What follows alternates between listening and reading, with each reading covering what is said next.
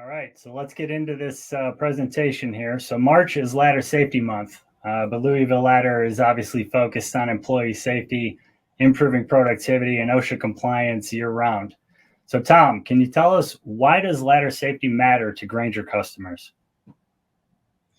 Yes, Mark, ladder safety is really important, visible on a lot of their customers' minds. And one of the things when we talk about ladder safety, we want to point out what's relevant and make yourself relevant in those conversations. So when we do so, we really want to start kind of with OSHA. And OSHA rates incidents two different ways. They rate them number of occurrences per year, and then they rate those occurrences per dollars. And on the number of occurrences per year, typically we're number, 5 to 6, somewhere in there. It fluctuates between the two, but it's very constant.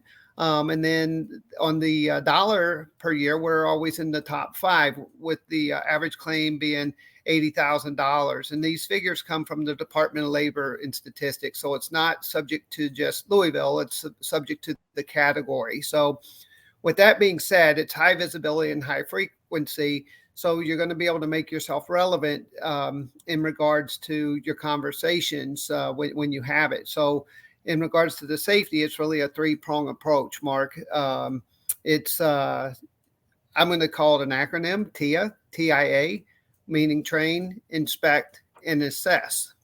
And so to your point, why do we train or why do we inspect? Both of those the answer is exactly the same. It's because you have to. OSHA states that you have to train and you have to inspect your ladders. So we utilize the Climb Academy for training, Mark. And we can go into that a little bit detail later in the slide. But it's a training module, and OSHA will accept that as their training. Secondly, on inspection, a lot of people think that, they inspect their ladders once or twice a year, that they're fine. But I just want to make sure that we point out about inspections.